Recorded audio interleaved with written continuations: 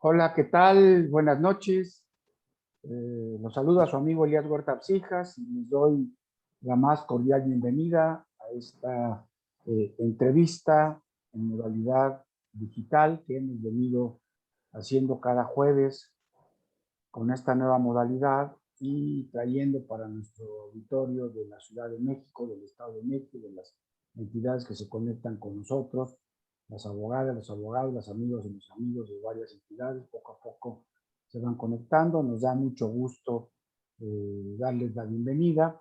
Y bueno, pues hoy vamos a abordar un tema muy actual, muy interesante, polémico desde luego, y como lo es la consulta popular, la primera consulta popular que se va a llevar a cabo en México en los términos de nuestro texto constitucional, en el 1 de agosto. O sea, estamos a unos cuantos días de que se dé esta consulta, que ha resultado por todas las cuestiones que ya vamos a comentar y analizar, pues muy polémica, muy sui generis por muchas cuestiones. Y para ello, pues nos honra, nos distingue con su presencia, con su participación, nuestro amigo el doctor Luis Octavio Vado Grajales, quien es pues un amigo de Foro Jurídico, que colabora con nosotros en la revista Foro Jurídico, Ayudes en Vez, y que ha estado precisamente participando sobre estos temas. El doctor Luis Octavio Vado Grajales es especialista en Derecho Constitucional y en Derecho Electoral, de tal manera que pues veremos cuáles son, o él nos comentará desde su perspectiva, cuáles son los desafíos de esta primera consulta popular en México. Pues bienvenido, Luis Octavio, gracias por acompañarnos. Buenas noches. Nos da mucho gusto que estés con nosotros aquí en Foro Jurídico. Doctor, muchas gracias por la amable invitación. Es un gusto colaborar en el portal jurídico, el portal de Foro Jurídico, leer la revista, y pues un honor estar ahora platicando contigo, con el selecto auditorio de este tema de la consulta popular. Con mucho gusto, a tus órdenes. Gracias, pues ya se nos están poco a poco conectando nuestros amigos de Michoacán, del Estado de México, obviamente de la Ciudad de México, de Puebla, de Jalisco, de Tlaxcala, en fin, ahí veremos poco a poco que se nos vayan también conectando otros amigos. Y bueno, pues no obstante que este es un tema polémico por este proceso que ha tenido previo esta consulta, por la propia modalidad de la consulta, por la participación que ha tenido la Suprema Corte de Justicia de la Nación, también muy polémica. eh, pues es un tema que a los juristas nos interesa mucho analizar, ver, sobre todo a unos cuantos días, y cuáles son las particularidades. Déjenme también darle la bienvenida, además de nuestros amigos que poco a poco se van conectando, a los amigos que nos están siguiendo, como es cada jueves, desde Facebook Live también. Bienvenidos, gracias por su confianza, por su preferencia y por estar aquí siguiendo esta transmisión. Pues déjenme decirles que según algunos analistas, ya nos lo profundizará Luis Octavio Dado, no obstante que pues nosotros tenemos esta figura contemplada en la Constitución, pues es la primera consulta popular realmente formal que vamos a hacer en México, y habrá que decir que en otros países de América Latina, pues se ha venido utilizando pues, con más interés, con más frecuencia. Yo recuerdo, y por ahí hay una película, un documental que circula, si no mal recuerdo, en Netflix, esta importante consulta popular en Chile, cuando Pinochet quería tener un periodo más de, de dictadura, ¿verdad? Y toda la parte oficial creía que iba, que la sociedad chilena se iba a pronunciar por un periodo más en esta larga dictadura, De repente, oh sorpresa, la mayoría del pueblo chileno votó en contra, ¿no? Y esa fue la manera en que se acabó esa dictadura en Chile. Recuerdo más recientemente en Colombia también, con el proceso de paz, que el entonces presidente Santos sometió a una consulta popular si se ratificaba o no este proceso de paz que había hecho con las FARC, con los guerrilleros, y la sociedad también le dijo que no. Pues bueno, son ejemplos interesantes. Y aquí, bueno, pues tenemos nuestro primero en México. Gracias también que nos están saludando. María Candelaria desde Veracruz, ya había dicho desde Tlaxcala, bienvenidos, muchas gracias por su confianza. Bueno, yo quisiera para abrir boca, Luis Octavio, que nos comentaras un poco en el contexto de nuestra Constitución, de nuestro sistema democrático, cómo se inscriben estas consultas populares. ¿Cómo podríamos entenderlo? Pues, danos una breve introducción de esta figura, por favor. Gracias, doctor. Creo que deberíamos, en primer lugar, para responder esta pregunta, hacer referencia a esta idea de la democracia participativa, pero centrarnos en primer lugar en la noción misma de democracia. A ver, ¿qué quiero decir? En este México actual, donde discutimos tanto lo político, porque me parece que está bien además, lo político es lo público, de lo que todas y todos hablamos, y buena parte de las discusiones podrían clarificarse si quienes participan en ella, si quienes escriben en los medios públicos, opinan, tienen la oportunidad de estar en foros como este, precisaran qué entienden por democracia. Porque la democracia es una palabra que si no le ponemos adjetivo, termina por significar tanto que no significa nada. Sé que hay quien ha escrito bajo la idea de que la democracia no necesita adjetivos. Yo creo que sí los necesita, porque hay distintas formas de entender la democracia. El politólogo italiano Leonardo Morlino, que ha venido varias veces a México, en su último libro, publicado ya en español, que se llama Calidad de la democracia, señala que existen por lo menos 11 conceptos distintos de democracia. Habla de democracia representativa, democracia liberal, democracia participativa, democracia deliberativa, democracia asociacionista, democracia como buena gobernanza, buena democracia, por citar algunos de los ejemplos que él habla. Daniel Ziblatt, uno de los autores de este libro que se volvió tan famoso, de cómo mueren las democracias, en otro texto habla de 50 definiciones de democracia. Hay muchísimas definiciones de democracia. Entonces, lo primero que tendríamos que tratar de definir es de qué tipo de democracia estamos hablando. Ahora, estamos en foro jurídico, que es un foro jurídico, y entonces cualquiera de las y de los asistentes me podría decir, oiga, doctor, pero no nos hagamos bolas, aterricémoslo. Hablemos de democracia en el concepto constitucional de México. Y lamento decirles que nuestra Constitución no tiene un concepto unívoco de democracia. No hay un concepto único de democracia. Por ejemplo, el concepto más recurrido, ¿no?, que se encuentra en el artículo 3 de la Constitución mexicana, que dice que la democracia es un sistema no solamente de elecciones, sino basado en el constante mejoramiento del pueblo. Es un sistema de vida, dice, ¿no? Es un sistema de vida. Es un sistema de vida, nos dice. Exactamente, un sistema de vida. En alguna ocasión leí, no sé si sea cierto, pero me suena bastante veraz, que esa redacción la escribió don Jaime Torres Bodet. Todos lo recordamos, fue abogado, fue secretario de Educación Pública, pero esencialmente era literato, era poeta.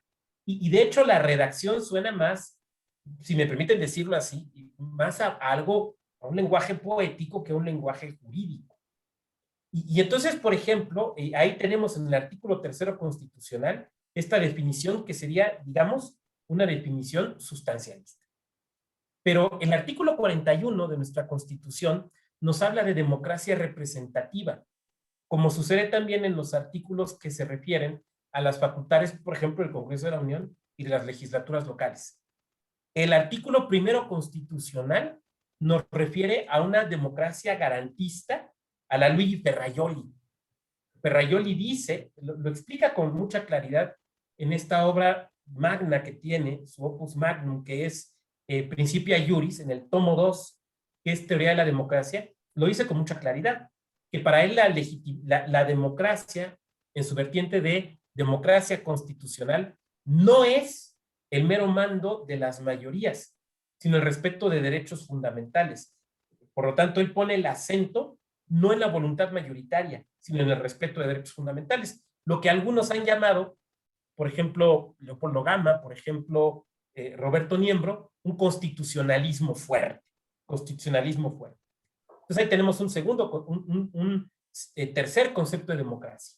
Y si nos vamos al artículo 35 constitucional, donde se establecen las figuras de participación ciudadana como la consulta popular, pues entonces resulta que tenemos un cuarto concepto de democracia, que es el de democracia participativa. Entonces resulta que tenemos... Y si nos vamos después, por ejemplo, al debate en la Suprema Corte, en el Pleno de la Corte, para aprobar la consulta popular que se va a realizar en este año, ahí se habla de democracia deliberativa, también teniendo un anclaje constitucional.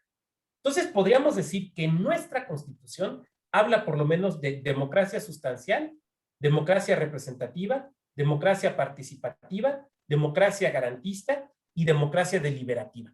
5 conceptos acerca de la Constitución, o si mejor lo digo, 5 visiones distintas acerca de la democracia que están en nuestra Constitución. Entonces, lo primero es eso, decir que no podemos afirmar que en México, creo yo, tengamos un único modelo de democracia. Solamente tenemos la democracia representativa de raigambre liberal, de profundo origen decimonónico. No, sí, tenemos esa, pero no es la única que tenemos. Hay quien dice que tenemos incluso otras figuras, ¿no? Como la democracia consusacionista. Entonces, me parece que el primer tema, justamente como lo planteas, doctor, es preguntarnos acerca de la democracia.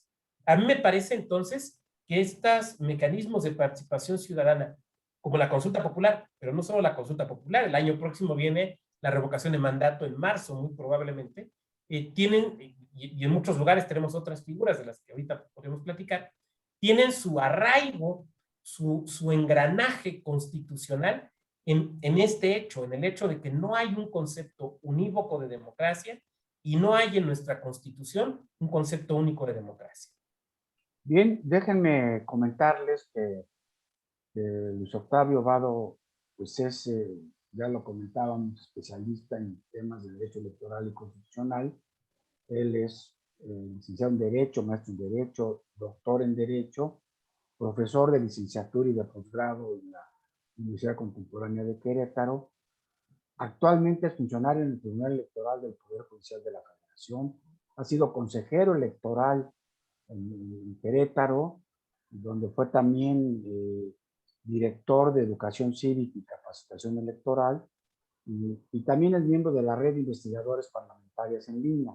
Pues bueno, él tiene una experiencia no solamente académica, teórica, sino práctica también, porque está, digámoslo así, de este lado de la barandilla, atendiendo temas prácticos, jurídicos de la materia electoral. Y eso pues le da esta autoridad también para hablarnos de este tema.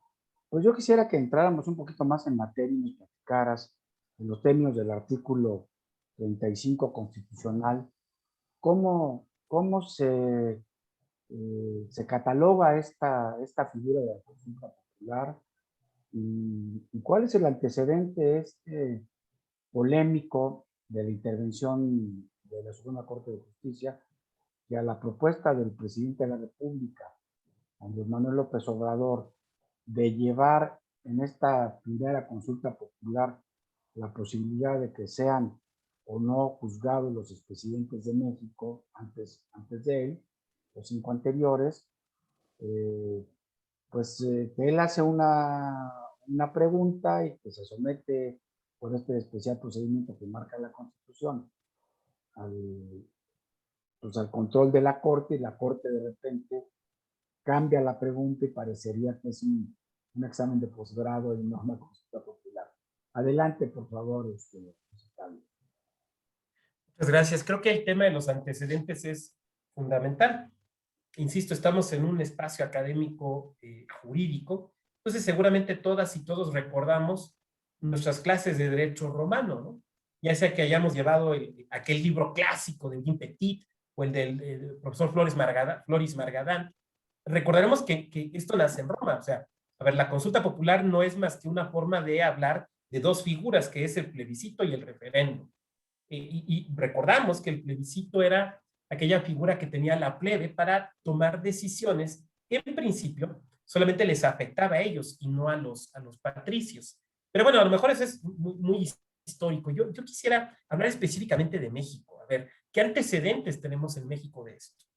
El primer antecedente de algo que no es una consulta popular, pero es algún tipo de consulta, y creo que vale la pena tomarlo como antecedente, es en la época del primer triunvirato en México. Recordemos que cuando nos independizamos, durante un breve periodo de tiempo, gobierna un triunvirato en el que está, por ejemplo, don Miguel Domínguez, ex corregidor de Querétaro, y que después da paso a un imperio con don Agustín de Iturbide y Aramburu. Bueno, en ese periodo, digamos, de transición entre el triunvirato y el imperio, se hace una consulta a las capitales de las provincias que iba dirigida no a todo el público, sino, digamos, a las personas más representativas de cada capital de provincia, donde se les preguntaba cómo veían a México, cuáles eran, qué consideraban que debía ser la forma, o cuál consideraban que debía ser la forma adecuada de gobernar el país, por ejemplo. Entonces fue a manera de una especie de encuesta o de cuestionario.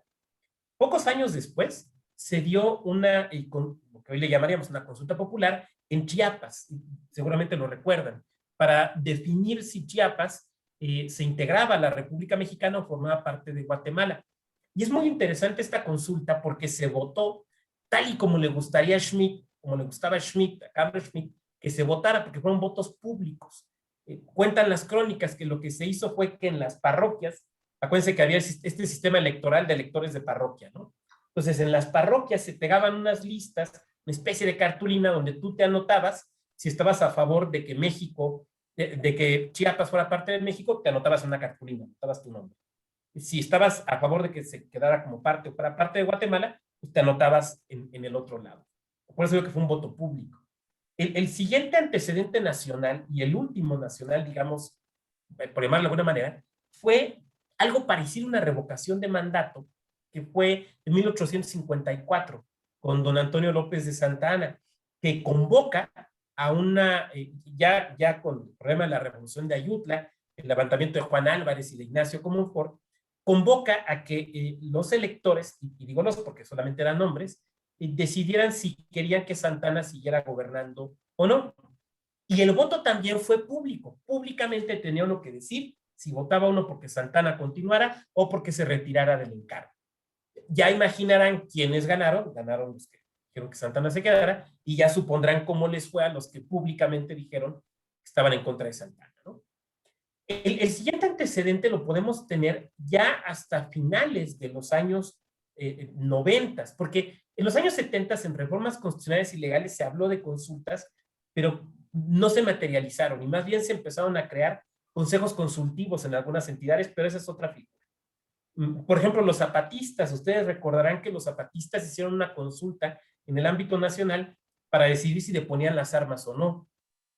Y sobre todo, y esto es, doctor Elías, para mí muy importante, estimado auditorio, los antecedentes locales, los antecedentes locales. A ver, la Autoridad Electoral Nacional no tiene experiencia organizando consultas. Tiene experiencia organizando elecciones y es la que va a aplicar. Pero no tiene experiencia organizando consultas porque no ha habido consultas de ese tipo a nivel nacional. Pero las autoridades electorales locales sí.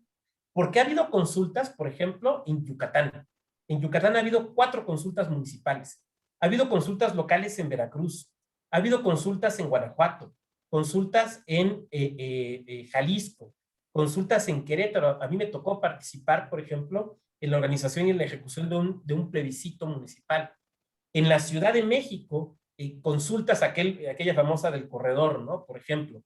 Y además otras figuras como, por ejemplo, el presupuesto participativo. Entonces, la gran experiencia que tenemos en esto son experiencias locales. que además han aportado, doctor Auditorio, cosas muy interesantes. Por ejemplo, el uso de urnas electrónicas. En Jalisco o en Querétaro se han hecho consultas utilizando urnas electrónicas.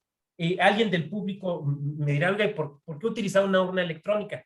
Y déjenme platicarles el por qué. Por el costo.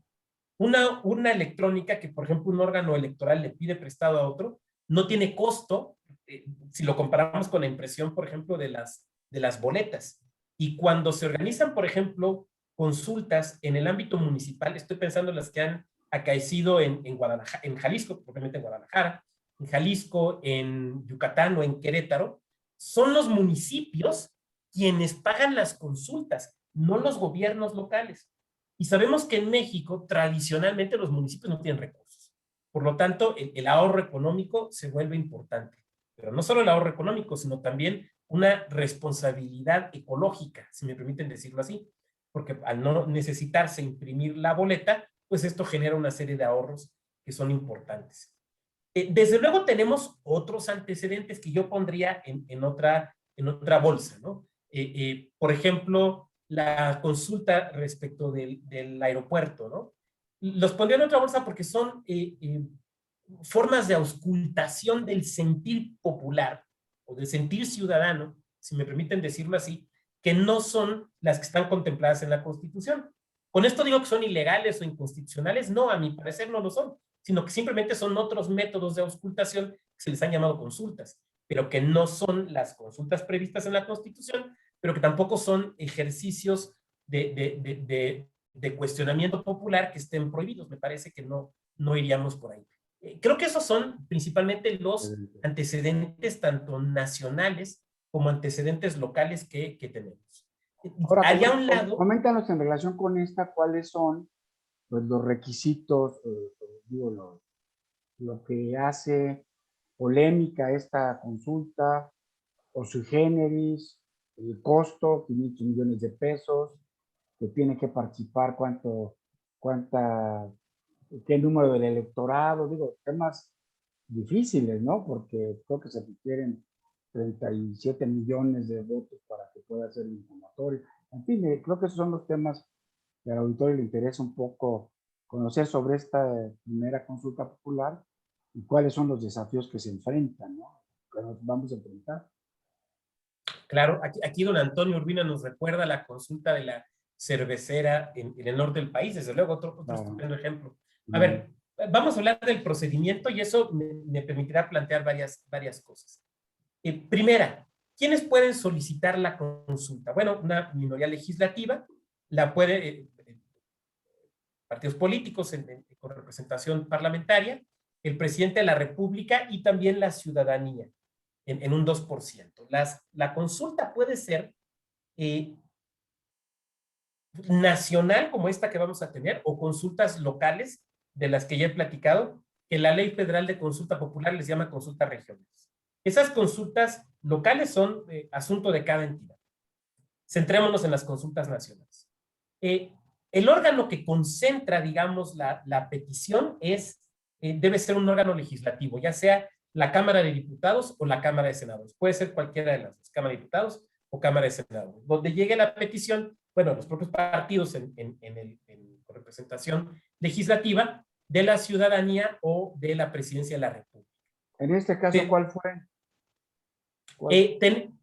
Digamos que corrieron dos, pero la que se aprobó fue una. Corrieron, por un lado, la ciudadanía recopilando firmas que se presentaron y que se presentaron, incluso ahí vimos las imágenes, ¿no? Las cajas en la Cámara de Diputados y la de Presidencia de la República, que es la que está corriendo el trámite. Una vez que esto pasa por la Cámara, se debe remitir a la Suprema Corte de Justicia. Y aquí voy a decir algo que sé que es polémico, lo admito, y que tendré que explicar. La función de la Suprema Corte es determinar dos cosas. Si la consulta es constitucional si la pregunta está redactada correctamente y tiene relación con el tema de la consulta. Esta función que realiza nuestra Suprema Corte es una función de control constitucional, pero no es una función jurisdiccional. No es una función materialmente jurisdiccional por algo que ustedes, juristas, tendrán muy claro, porque no hay contención, no hay litigio. Y ustedes lo saben, sin litigio no hay proceso jurisdiccional. Y sin proceso jurisdiccional no hay jurisdicción. Digo, eso lo sabemos por lo menos desde don Niceto Alcalá Zamora y Castillo, los años 40 del siglo pasado. Sabemos perfectamente que no todo acto del Poder Judicial o de un tribunal es un acto jurisdiccional. Las jurisdicciones voluntarias no son jurisdicciones, por ejemplo. Entonces, esta es una función de control que no es jurisdiccional, de control constitucional. ¿A qué se parece? Se parece a algo que tú, doctor, que nuestro auditorio recordará, que era la facultad de investigación que tenía la Corte. Acuérdense de aquella vieja facultad de investigación que tenía la Corte, si no me equivoco, en el artículo 97, que no era una facultad jurisdiccional.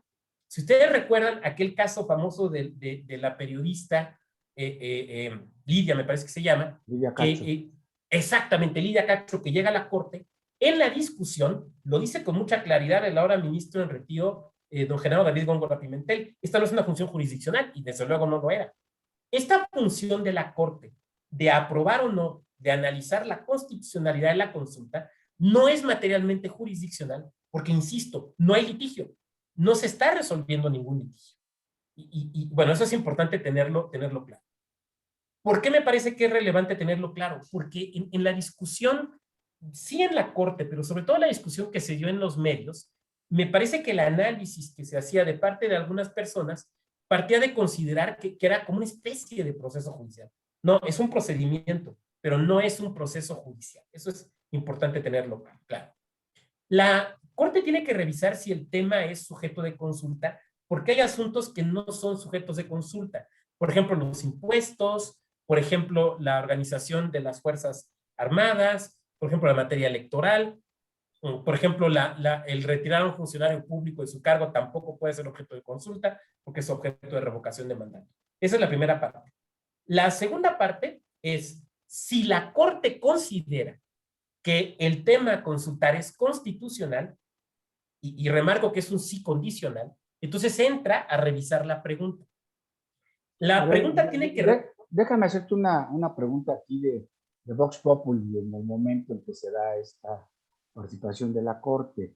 Tú ya hablaste de cuáles son las limitaciones a estos temas de consulta popular, pero uno muy importante es que no puede ser sobre restricción de derechos humanos reconocidos por la Constitución.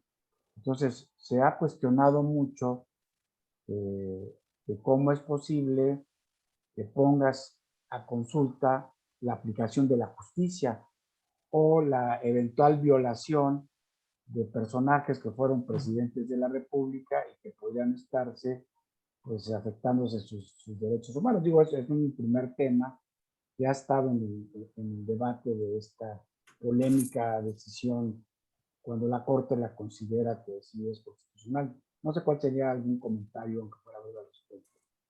Creo que es muy buena pregunta porque bien lo señalas, es un tema que está en el imaginario colectivo. A ver, creo que tiene que ver con la redacción de la pregunta.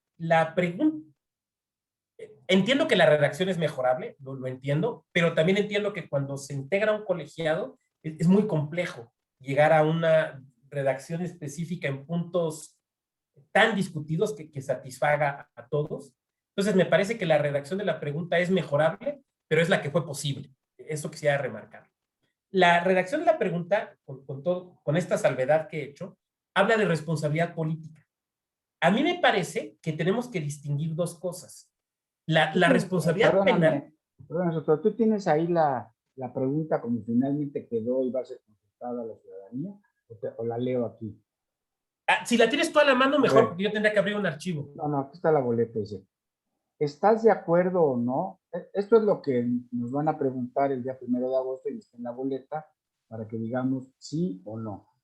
¿Estás de acuerdo o no en que se lleven a cabo las acciones pertinentes con apego al marco constitucional y legal para emprender un proceso de esclarecimiento de las decisiones políticas tomadas en los años pasados por los actores políticos encaminando a garantizar la justicia y los derechos de las posibles víctimas? Digo, parece una oración, ¿no? Más que una pregunta, ¿no?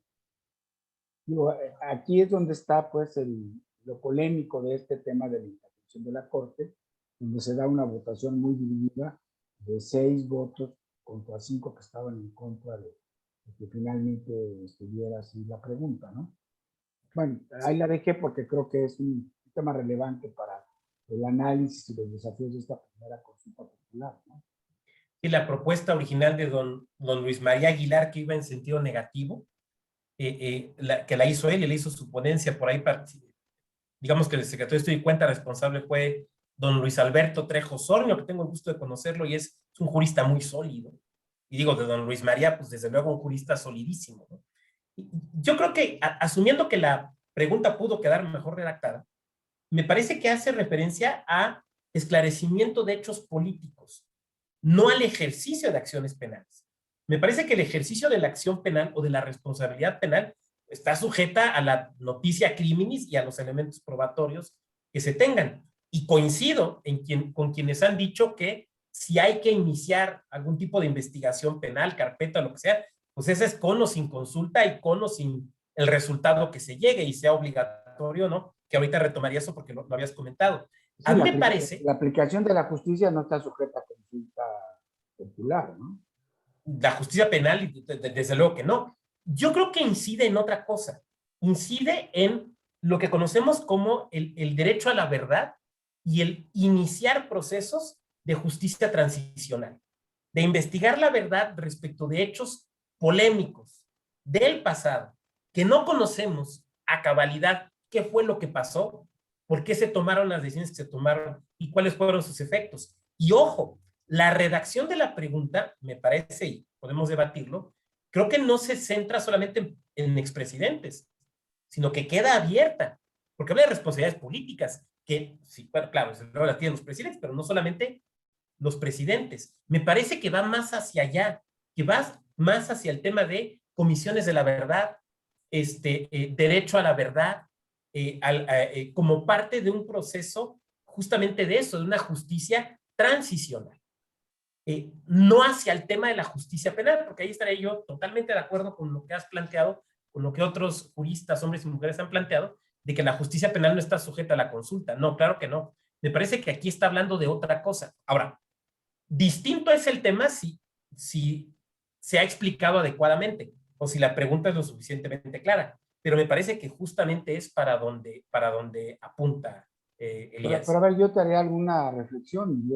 Es nota de hoy, ayer, de antier, en que el presidente Andrés Manuel López Obrador sigue insistiendo en que el centro de esta consulta popular está en las supuestas irregularidades que en su concepto cometieron los expresidentes Peña Nieto, Cedillo, Calderón, Salinas, con casos muy concretos. Cedillo por la prueba, Salinas por haber entregado las empresas públicas a los privados, en fin.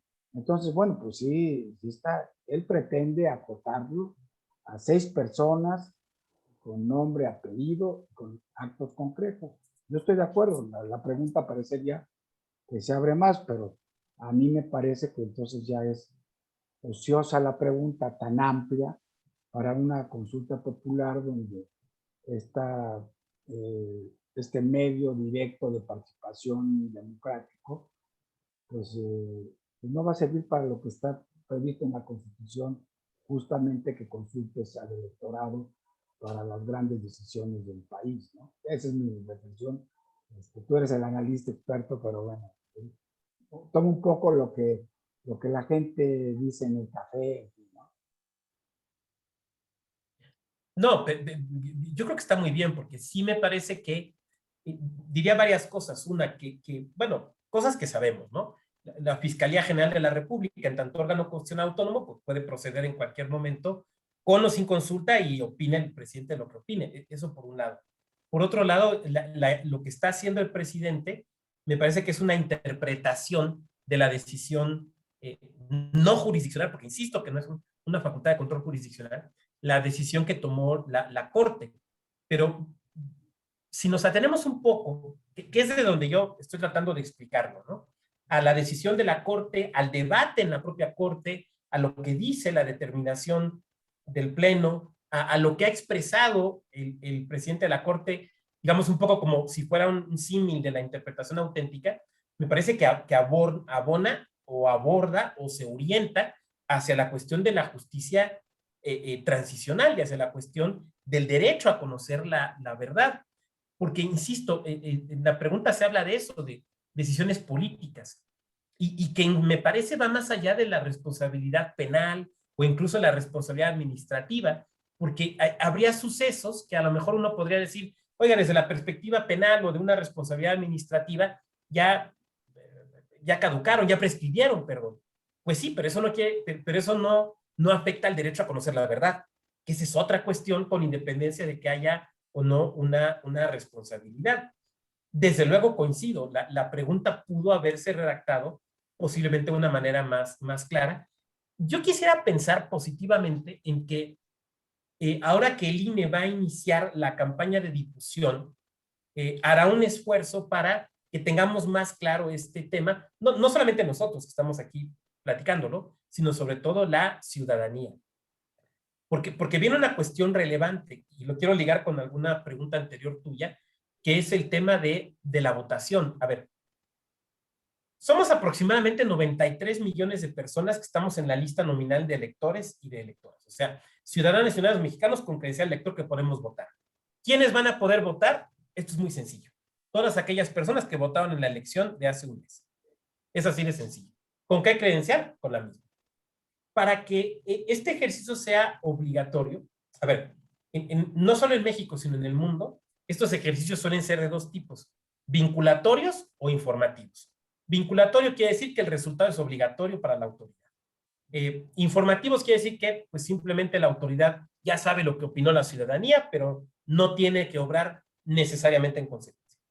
Para que el resultado sea vinculatorio necesitamos la participación de al menos el 40% de esa lista nominal de electores, que da un poco la cifra que tú comentabas hace un momento, doctor, los 30 y tantos millones de electores. Ahora, ¿cómo vamos a ir a sufragar? Va a ser básicamente como cuando vamos a votar, en una elección constitucional. Iremos a la casilla y ahí sufragaremos.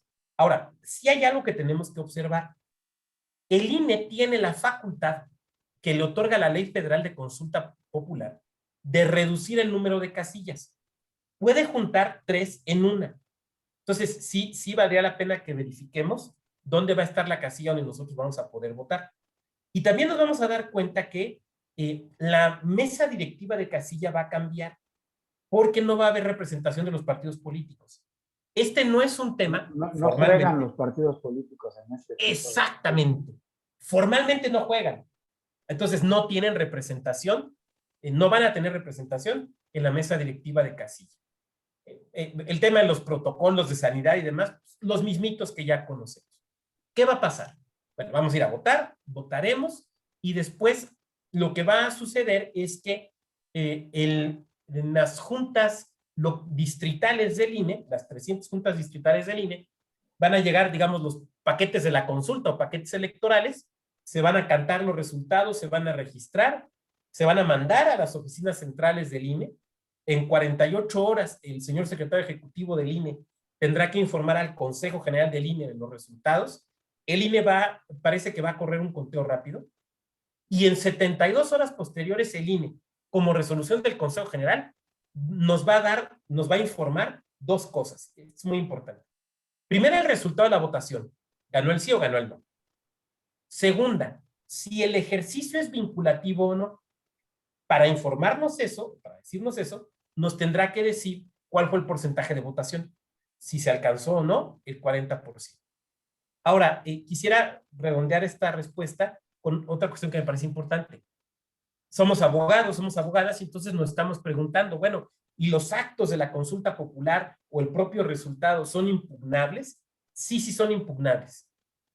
¿Ante quién? Ante el Tribunal Electoral del Poder Judicial de la Federación, no ante la Corte.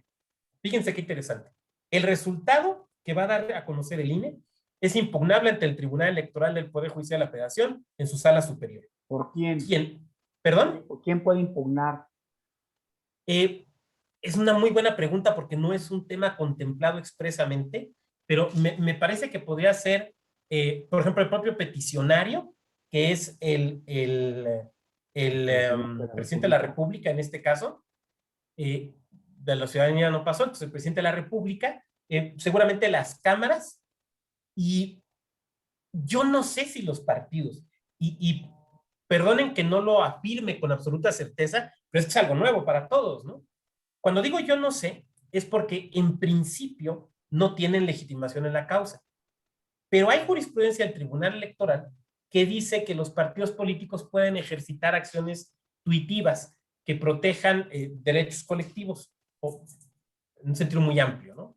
Entonces habría que ver ahí el tema de la interpretación de quiénes serían los sujetos legitimados en la causa. Y quien resolvería, insisto, sería el Tribunal Electoral del Poder Judicial de la Federación. Porque es una elección nacional, ¿no? Evidentemente. Exactamente, y porque el acto formal que se impugnaría, que sería la declaración de resultados y de obligatoriedad o no, proviene del Consejo General del INE. Y entonces ahí es donde se surte la competencia específica de Sala Superior.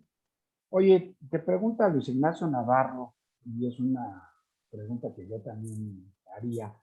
En el texto del artículo 35 de la Constitución habla en algún momento de que se van a llevar a cabo estas consultas populares en el momento de la jornada electoral federal. ¿Por qué no se llevó a cabo en la jornada electoral del 6 de junio digo, no sé si hay alguna cuestión técnica, política, en fin, ¿por qué no se llevó a cabo ahí? Claro, hubo una reforma posterior y quisiera explicar también la causa, porque es un tema muy debatido. A ver, hay dos maneras de hacer las consultas. Primero diría, porque hay una reforma posterior a la Constitución que permite esto. Y diría, ¿por qué? Hay dos formas de hacer las consultas. Se pueden hacer a la americana. Los americanos hacen muchas consultas. Es más, todas las constituciones locales, con excepción de Delaware, remarco, todas con excepción de Delaware, se someten a un proceso de referéndum. Bueno, allá las consultas, revocaciones, referéndums, lo que tengan que hacer, lo hacen el mismo día de la jornada de elecciones representativas, digamos, de representantes populares. En algunos estados de México, las leyes locales establecen que se haga también el mismo día de la jornada electoral común. Las razones son esencialmente de ahorro y también de garantizar una mayor participación. Son dos razones que son importantes. Una es económica y otra es de mayor participación. En aquellas entidades, o por ejemplo a nivel nacional, que se separó la fecha de la realización de la consulta, la razón de fondo fue separar dos procesos políticos distintos y que el tema de consultar, que siempre va a ser un tema polémico, si no es polémico no se consulta, eso es claro, ¿no? Claro. Siempre será un tema polémico, no tenga que ver o no influencie las elecciones políticas representativas como tales, para tratar de que sean dos procesos distintos y que una decisión no esté viciada por la otra. Digamos que esas son las dos grandes posturas, ¿no? La crítica que hay a esta segunda postura, y lo hemos visto aquí en México, en el ámbito nacional, es que pues hay que hacer nuevas elecciones, de nuevo hay que capacitar a la gente, el funcionariado tiene que volver a ir, tenemos que volver a salir y nos va a costar un dinero. Yo diría que no hay una mejor decisión que otra, yo diría que depende de qué queremos. ¿Queremos separar los procesos políticos? Hagámoslos en fecha distinta. ¿Queremos ahorrarnos dinero y garantizar una mayor participación ciudadana a una costa de que se entremezcle con las elecciones partidistas? Hagámoslo el día de la jornada. Depende de lo que busquemos. Entonces, ¿qué implica que pudiera haber, que yo lo veo difícil, que vayamos a obtener el 40% de la votación del padrón electoral? ¿Qué implicaría si se logra esta cifra un poco más? ¿Cuál será la consecuencia? ¿Y cuál sería si nada más no es vinculante y no llega más que 20 o 25% de la gente a votar? Si se obtiene el porcentaje de arriba del 40%, quiere decir que el gobierno, en particular el Ejecutivo, aunque me parece que no solo el Ejecutivo, debería emprender acciones justamente para el esclarecimiento de esas decisiones políticas. Ahora, si ustedes me preguntan, si tú me preguntas qué acciones en concreto, la verdad es que yo no sabría. Yo no sabría. Pero me parece que insisto, tendríamos que apuntar hacia esto de del derecho a la verdad y la justicia transicional, pero no podría yo especificar qué acciones específicas, no soy un experto en justicia transicional. Si el resultado de la votación, si el porcentaje de participación, perdón, es menor al 40%, entonces lo que va a pasar es que es como haber levantado una encuesta, si me permiten decirlo así. Ahí está el resultado y el gobierno obrará en el sentido que le parezca adecuado, porque no estaría obligado, en virtud de la consulta, a obrar en uno o en otro sentido. Una encuesta de 500 millones de pesos, y además en una época tan complicada como es esta de pandemia, de crisis económica, de crisis sanitaria, pues parecería ocioso, pero bueno, eso es lo que piensan muchas de las personas que opinan sobre este tema, ¿no? Y en la medida que se va acercando la fecha del 1 de agosto, pues más empieza a hacer esta polémica. Yo he empezado a leer algunos analistas importantes, pues, que ya empiezan a criticar de una manera pues, más severa que sea tan costoso y que se lleve a cabo esta encuesta que aparentemente pues, no nos va a conducir a nada. Pero bueno, ¿tú cuál crees que pueda ser desde el punto de vista jurídico el principal obstáculo para, si es que lo hay, para esta primera consulta, o cuál va a ser el aprendizaje que sacaremos de esta primera consulta? Bien, para responderlo, creo que debo hacerlo desde un compromiso personal, o sea, desde asumir una posición personal. A mí me gusta la idea de consultar al pueblo. Yo sí me creo, lo cual es una posición personal que pueden o no compartir, que la democracia implica preguntarle a la ciudadanía y confiar en la ciudadanía. Yo parto de esa base. Parto también de la base de respetar profundamente la decisión de la ciudadanía. ¿Qué quiero decir con esto?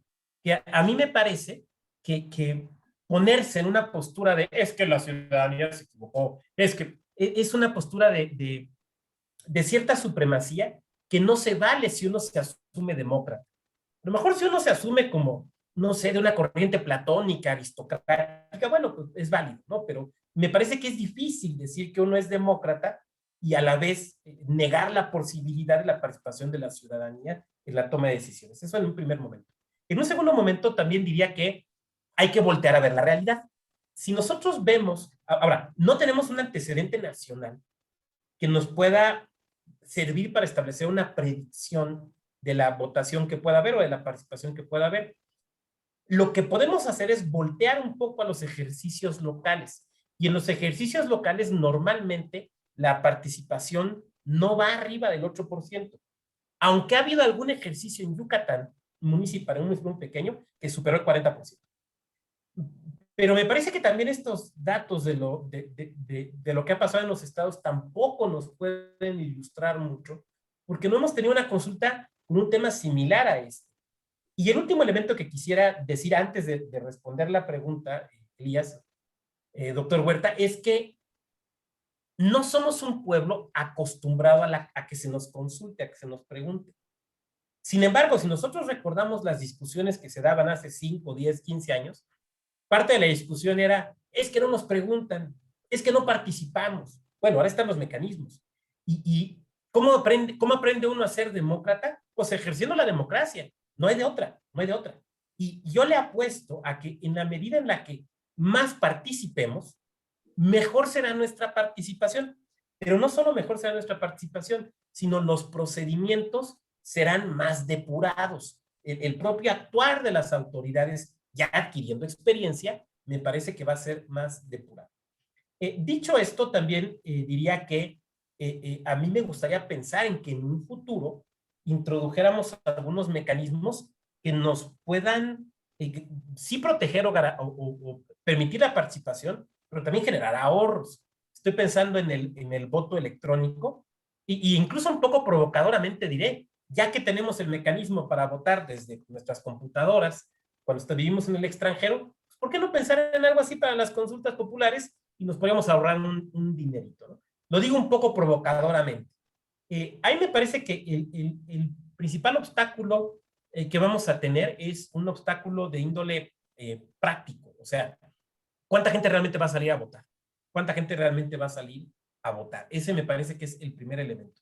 El segundo elemento es, suponiendo que el resultado fuera vinculativo, es el primer sí condicional, suponiendo que el resultado fuera vinculativo, y un segundo sí condicional, doble condicional, que fuera que sí, que ganara el sí.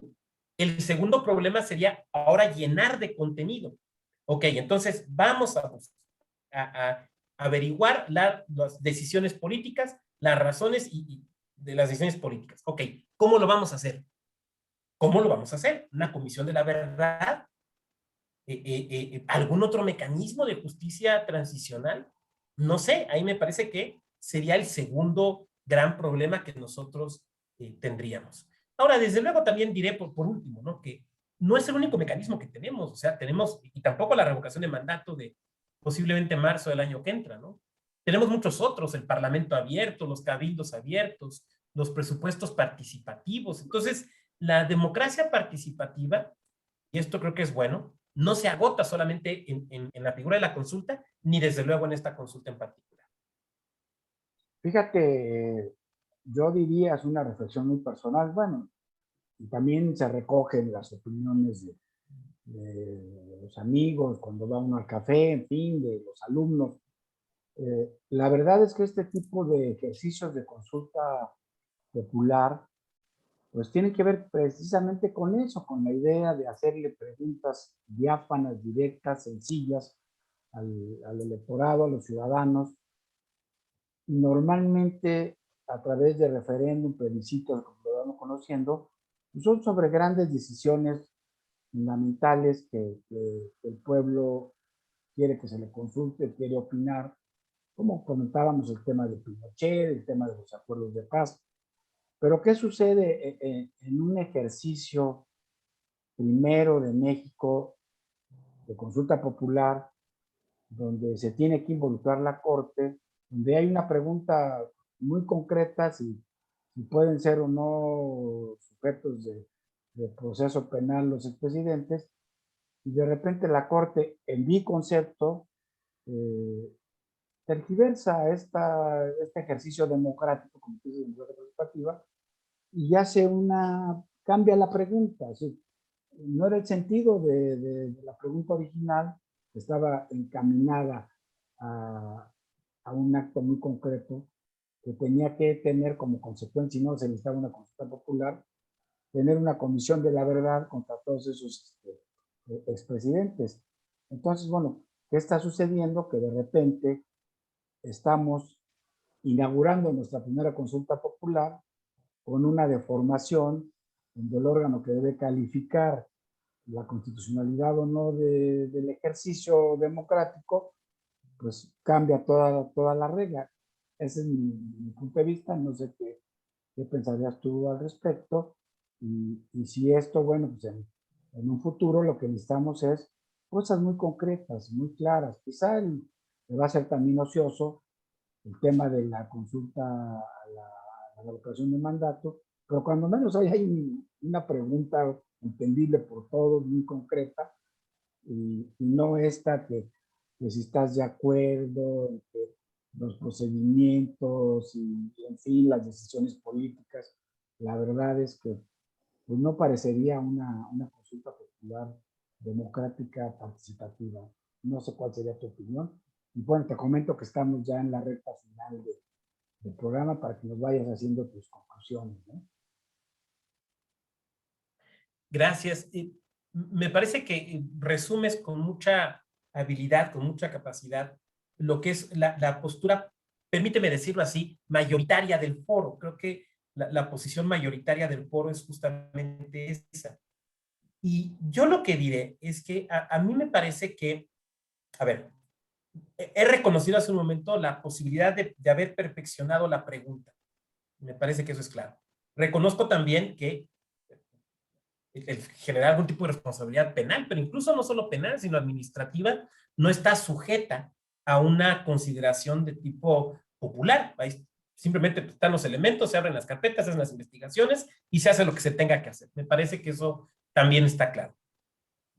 Lo que yo diría es que la manera en la que yo entiendo, y si nos vamos a que la pregunta cabe en varias interpretaciones, entonces ya que en mi interpretación es de responsabilidades políticas, es de saber la verdad de los hechos, conocer la razón de por qué se tomaron las decisiones políticas que se tomaron, reconocer que como ciudadanas y ciudadanos tenemos el derecho, más allá de fincar responsabilidades, es importante, no lo estoy menospreciando, a saber por qué se nos ha gobernado como se nos ha gobernado, tener ese, que a final de cuentas es eso, el derecho a la verdad, y a partir de allí, pues, ejercitar justamente el tema de la justicia transicional, que nos permita vernos en el espejo cómo hemos sido gobernados, cómo hemos sido como ciudadanía y como país en los últimos años, y como ciudadanas y ciudadanos, con la información que se obtenga, tomar las decisiones que tengamos que tomar, políticas, por ejemplo, ¿no? Yo lo vería por ese lado. Y entonces a lo mejor me podrías redarguir, bueno, es que no le ves efectos jurídicos.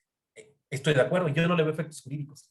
Yo le veo efectos más bien desde la perspectiva de la teoría de la democracia y desde la teoría, y efectos políticos. Son los efectos que yo le vería, porque la parte jurídica de responsabilidades lo has expresado con mucha claridad.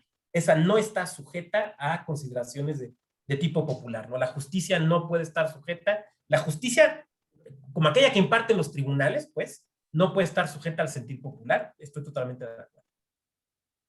Y bueno, tenemos aquí muchos comentarios, felicitaciones. Nos da mucho gusto que nos sigan en esta interesante participación tuya, Luis Octavio, un especialista en la materia que ya estuvimos aquí analizando la jornada electoral, el doctor Flavio Galván Rivera, expresidente del Tribunal Federal Electoral, el magistrado Humberto Hernández Fonseca, quien ha estado muy activo, la doctora Oder Rivas Romero, en fin, una cantidad importante de compañeros de la Asociación Nacional de Doctores en Derecho, de gente que nos siguen acompañando en diferentes entidades.